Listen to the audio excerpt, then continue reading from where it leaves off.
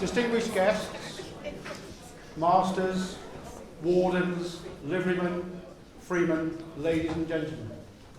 For those of you who don't know me, I'm John Burton. I'm the chairman of Pollinating London Together. I've chaired Pollinating London Together for the last 18 months or so.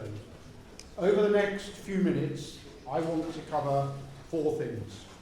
Welcome to Superbloom, the global pressures driving our need to consider change, what PLT is doing now, and what we're going to be doing in the future. Welcome all. We're delighted to welcome you here this evening. It's a great privilege to celebrate Her Majesty's Platinum Jubilee.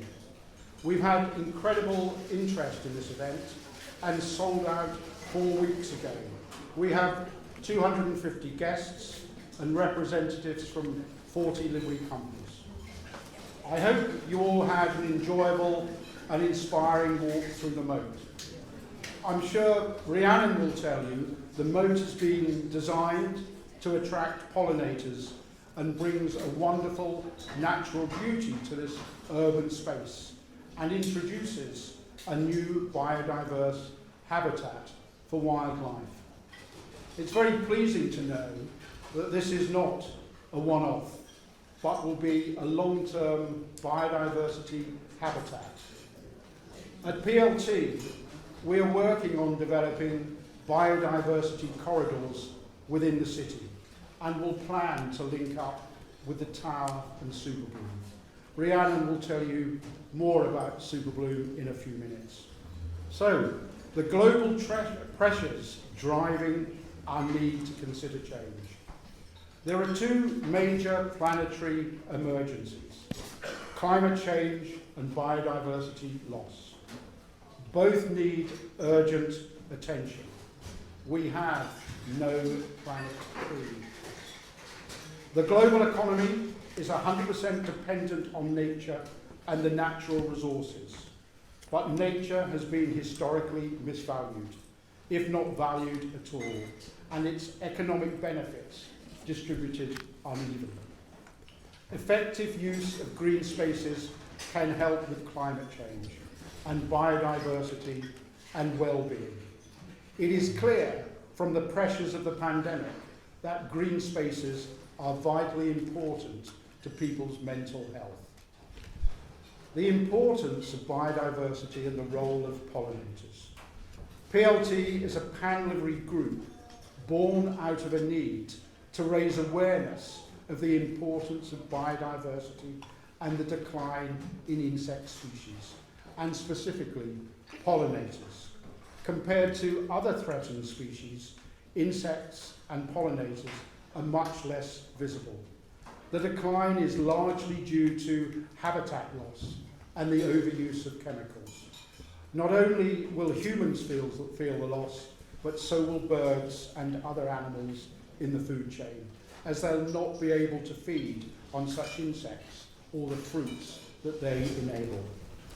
To address this decline, PLT aims to help champion and create pollinator-friendly green spaces, starting in the City of London, allowing all pollinators, including bumblebees, butterflies, moths and beetles, to thrive, and for workers and visitors to the city to benefit from the tranquility of those green spaces. What might a pollinator-rich environment look like? It would be diverse. It would also be ecologically balanced. There are around 200 species of hoverfly, 59 species of butterflies, and 250 species of bee in the UK, but only one of these is the honeybee. Honeybees have a role to play, but we need to be wary of creating and enabling monoculture environments, as honeybees inevitably compete with non-domesticated pollinators for nectar and pollen. An overabundance of honeybees could result in reduced plant and pollinated biodiversity, as many of our pollinators have over time evolved with specific plants so they are suited to the structure of those plants. What is PLT doing now? The City of London has approximately 376 open spaces, totaling some 32 hectares, which includes both private and City of London Corporation managed spaces, such as parks, gardens and churchyard. Around 80% of these sites are less than a fifth of a hectare in size. Whilst these may sound small, urban parks offer an important resource for pollinators for several reasons. They are often incredibly diverse in their planting, providing a wide range of pollen and nectar sources. At rooftop level, there is an increasingly important resource for biodiversity as well as for addressing climate change. Green spaces can also be learning resources for local young people and school populations. And the science is clear.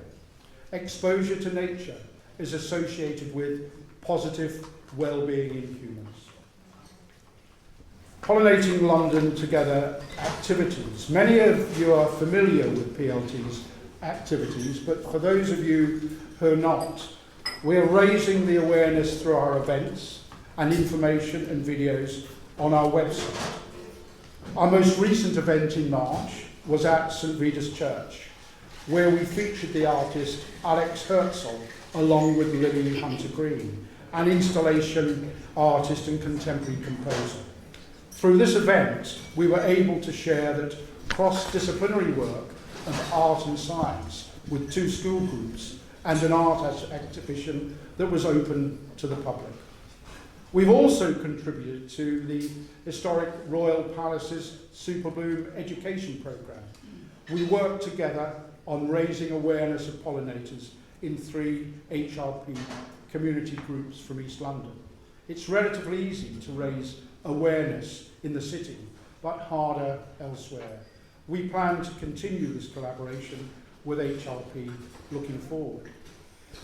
Last summer, one of the researchers from the Royal Botanic Gardens, Kew, invited us into the gardens to look at different bee species and to practice using a pollinator identification smartphone app developed by the UK Centre for Ecology and Hydrology. It's very easy to use and all our data contributes to the national database. We are sharing this with schools and we are working to encourage more people to get involved with this citizen science exercise. We will have another visit to Kew this summer and we hope another citizen science project to be set for us by the Royal Botanic Gardens. Ably led by our Vice Chair and Chair of our Science Working Group, Heather Barrett-Mould, this year will be our 3rd summer of undertaking audits of pollinator-friendly planting within the square mile. The first year we chose to review livery gardens, but now we cover a wider range of green space and will undertake audits of at least 25 spaces this summer. This year we will include some identifications of which pollinators are present, as it's vital that we establish a baseline. The audits include advice and awareness raising to managers of those local green spaces. We've recently received a grant from the City of London Corporation Community Infrastructure Neighbourhood Levy Fund of £230,000 over 2 years. We've entered into a collaboration with Reading University, who are providing ecologists. Konstantinos from Reading University is here with us this evening. Also GIS specialists and support infrastructure, working alongside the PLT team to develop and map biodiversity corridors in the city that will move across these open spaces and then connect to surrounding boroughs. Pollinators don't recognise political boundaries and cannot fly far without pit stops. We want to map the area and identify any gaps where pollinators might get stuck. We are most grateful for the support of the City of London Corporation in this important initiative, and are very pleased to have the Programme Manager, James Lee, here with us this evening. Thank you, James, for your great support.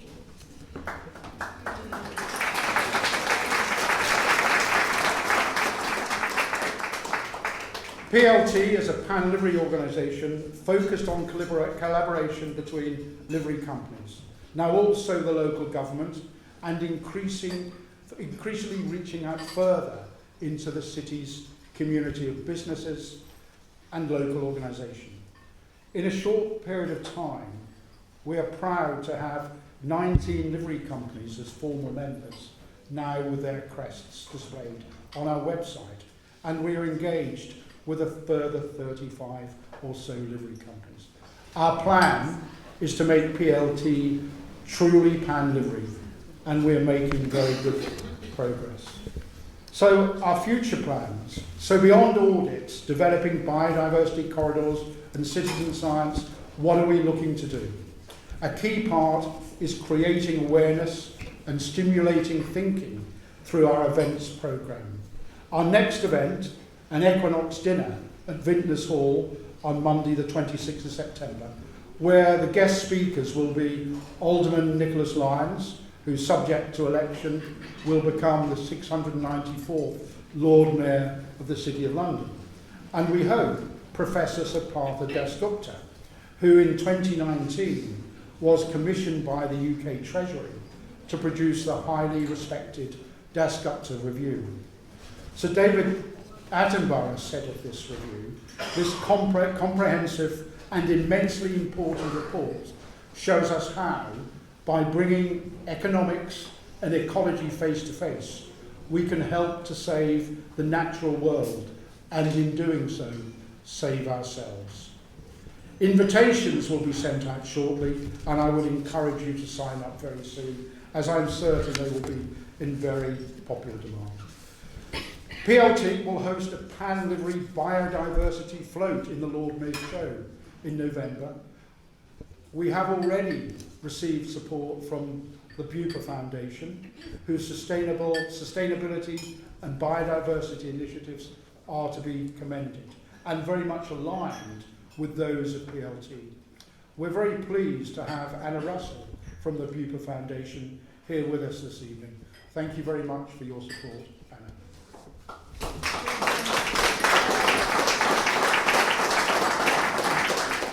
To get this message out in the Lord Mayor's Show, we'll rely on us having a number of volunteers and further funding. Please consider joining us to make this all happen. In November of this year, we will hold an annual meeting at Barbers Hall. The significant progress that PLT has made since inception is a testament to the dedication of a great group of volunteers who are passionate about biodiversity and pollinators, extremely well supported by our highly committed part-time project coordinator, Becky Ryan. We've become established with the generous support of the Wax Chandler's Charitable Trust, the Worshipful Company of Gardeners, and individuals and other donations for which we are most grateful. With the receipt of the CILF grant, PLT is now entering a new phase. To support this new phase of activity, we are seeking further funding to expand our reach and impacts. We are already discussing how this might work with the GLA, but the long-term opportunities are national, as we are not only interested in impacting localised area, but we also strive to create a template for real change nationally. So I invite you to consider whether through your livery company charity funding or personal donation to help support our work. Maybe you have contacts with other charitable foundations or potential corporate sponsors who would consider working with us at Pollinating London Together. In closing, a few thank yous to the HRP team for allowing us to be here this evening and helping us plan this event, along with a big thank you to the PLT team who worked so tirelessly to make this evening possible. Martin Miller-Ginn for their generous sponsorship. Those of you who have generously supported us, our deep thanks. The wider PLT family, including the team at Reading University, in helping us develop the science and understanding. All of you for joining us here today. Do tell your friends about us. Please take home one of our flyers. Working together, the livery movement has the power to make a real difference. Thank you.